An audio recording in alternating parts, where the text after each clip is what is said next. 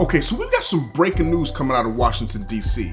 Now, reportedly, Bradley Beal is angry with the Washington Wizards and just fed up with all the losing, just the culture of losing that's running through the whole entire organization. And on this journey, we're going to be discussing, where should the Wizards go from here? Should Bradley Beal be traded? Listen, he's in his prime, and the Washington Wizards right now, they didn't make the playoffs last year. They're 13-27, sitting in 12th place in the East with almost no chance of making the playoffs this year. And let's not forget, John Wall is still out injured, and he's making almost $40 million a year. So let's go ahead and dive into the options that the Wizards have and what the best landing spot would be if they decide to trade Bradley Beal. Let's get into it.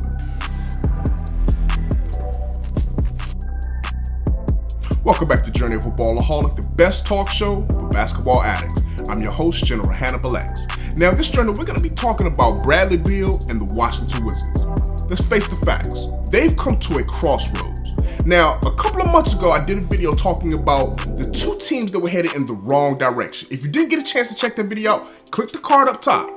I broke down one of those teams being the San Antonio Spurs, who right now aren't even in the playoff picture, and the Washington Wizards, who are 13-27 in the East. To me, I like Bradley Beal. I love his game. Ever since he came out of Florida, I love his game. And he's having a career year as far as points as well as assists. Almost 28 points per game and 6.5 assists per game.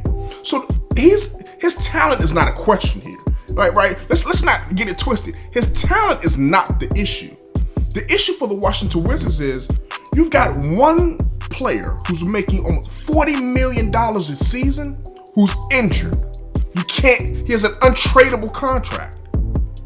Bradley Beal should have never been given the money that he was given for the Wizards. That's not a good fit. Bradley Beal, as your best player, hasn't even proven he can take a team to the playoffs. Once again, we're not knocking his talent. It's tough to be able to do that. In the NBA, you need superstars or multiple all-stars. If you're giving Bradley Beal a team full of also-rans, second-tier players, you can't expect much. Last year, they didn't get to the playoffs with him as the best player. This year, they're not going to do it again this year. So what do the Wizards do for their best interest, and what should Bradley Beal do for his best interest? Well, let's keep it real. Bradley Beal, he did what was in his best interest. He secured the bag. Can't be mad at a man for going out there and getting that money, and he's got that money coming. Be very clear. Bradley Beal is making $27 million this year. He's going to make $28 million next year, and then that extension kicks in. You got to remember, he signed a deal back in 2016, but now, in the summer of 2022, man, he could opt out or decline that option that he has and could agree to a deal, a 5-year deal for $266 million. That's a record deal for Bradley Beal, who's not even a superstar, a bona fide all-star, but not even a superstar. He could be making the most money in the entire NBA. That's a deal that the Wizards should not have even put on the table for him, but they did it. Now, where did they go? Well, he's angry. They're losing, and that losing will not stop. There's no magic pill that's going to come in, and all of a sudden, they're going to start winning. No, it's not happening. But here's another problem with the Wizards. As much as they really need to get rid of him, they can't even trade him this year. The earliest that he can be traded is this summer. So we're going to talk about a hypothetical scenario, and to me, the best option for where I think Bradley Beal needs to be traded this summer, because he can't even be traded during the season based on how his contract is structured. Here's some teams that have been thrown out there. The Miami Heat, you've heard. You've heard a lot about Pat Riley wanted to pair Jimmy Butler up with another bona fide all-star. Now, they could actually have a homegrown all-star in Bam Adebayo, but if they could get some backcourt help, they would love to do that. They would love to get rid of Dragic's contract, maybe throw Justice Winslow in there, some ancillary pieces as well, to bring in a Bradley Beal to play alongside of Jimmy Butler.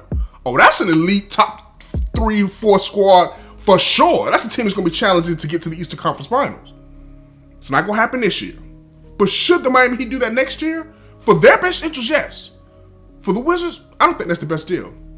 I wouldn't want to bring on or take on Dragic's contract, especially when I've got John Wall, who's going to be coming back next year and making all the money he's making at that position. I wouldn't even do that. If I'm the Washington Wizards, what I'm looking for are young players and picks. Be very clear. You don't want to do what San Antonio Spurs did when trading away Kawhi Leonard. They would have got a star, but a lesser star than what they had. You don't want to do that, okay? What the Wizards need to do is what good franchises do. It's what the Pelicans did. It's what the Clippers did. It's what other teams have done, which is when you trade away your star, you get young players, you get picks, you hit that reset button. That's what they have to do. And since you have John Wall coming back next year, you drafted Roy Hachimura, who as the power forward position is playing very well. He's got a lot of talent. You even got Thomas Bryant, a young Laker big man that was drafted, that was traded to the Wizards. You got Thomas Bryant, who is not bad at the center position. He's a serviceable big man at the center position. What the Wizards need is perimeter help. Like I said, especially if you're going to get rid of Bradley Beal, you want to bring in some legit perimeter help. Well, how about this, for instance? How about a team not in the same conference as you, as the Miami Heat or the Detroit Pistons, some of the other teams that you've heard names being thrown around? How about sending him to the West? Sending him out of conference, so you only got to see him twice. How about the Denver Nuggets? Now, here's why I said the Denver Nuggets. The Denver Nuggets are a team young, a lot of talent on that team. They're one of the few teams this summer that didn't make a big offseason move. But the Denver Nuggets drafted very well.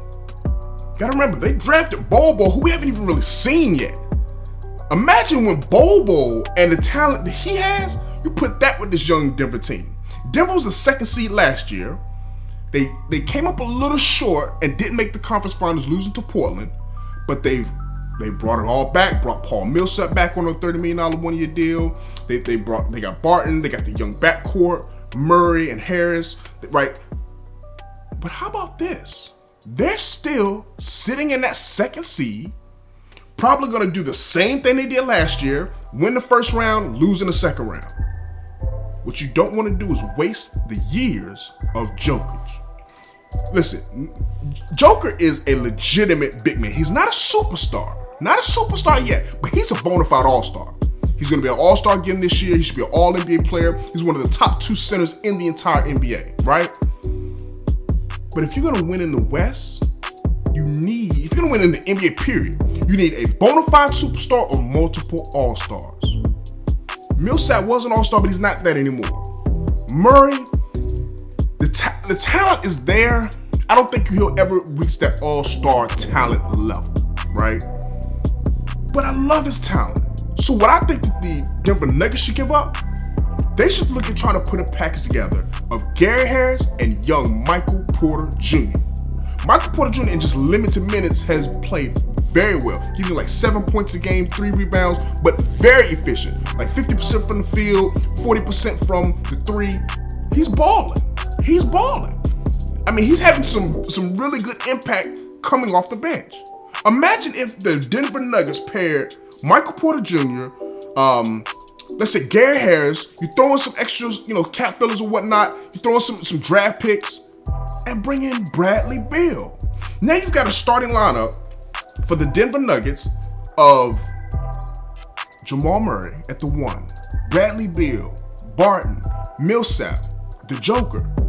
Those 5 right there, that's a bona fide contender. That takes them from, I think, what their ceiling is right now, which is that second seed in the regular season, second round in the playoffs. That's their ceiling. I think they hit that last year, and they'll hit that probably again this year. That's their ceiling. But you add a guy like Bradley Beal to be your second best player, I think he could possibly get them over the top and push them to at least making the conference finals, if not getting further. And then look at the Wizards side of this thing. The Wizards getting John Wall back next year would be able to put Gary Harris at the 2, Michael Porter Jr. at the 3, Roy Hachimura at the 4, with young Thomas Bryant at the 5. That's a solid young core. You still got John Wall. Hopefully he'll be able to rebound, and he would have a lot of really good young pieces and players around him. See, one of the things that truly frustrates me is teams that don't understand when they've hit that limit, when they've kind of peaked out. When you don't understand and you're not self-aware of who you are and where you could truly go, you get stuck in mediocrity, man. And that's what the Washington Wizards have gone through for years. The Bradley Beal, John Wall era, it lasted for a year, 2, maybe even 3 years too long. The bottom line is it's time to blow this thing up, man. And I get it. You gave him the money. You want to keep him. Homegrown guy. You drafted him. You want to keep him. Everybody's not the Golden State Warriors.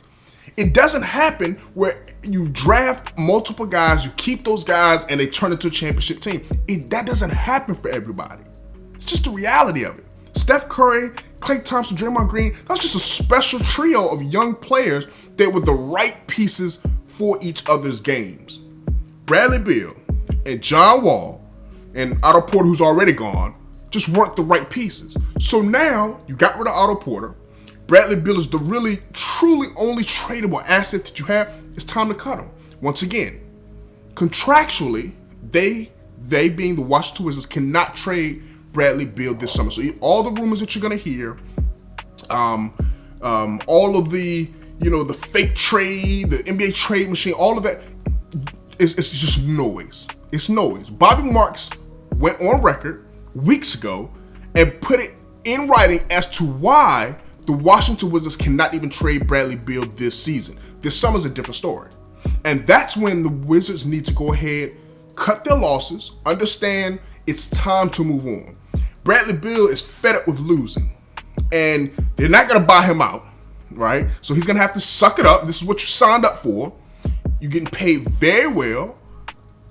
And in the summer, let your agent go to them quietly behind closed doors so that the Wizards can keep as much leverage as possible, because you will have $28 million on your contract coming up for next year. You got $34 million on the contract after that and $37 million on the contract after that. But once again, if he declines that option, he could sign a possible 5-year, $266 million deal. So what do you think? Should the Wizards, number one, should they consider trading Bradley Beal? And if so, where would you like to see Bradley Beal traded?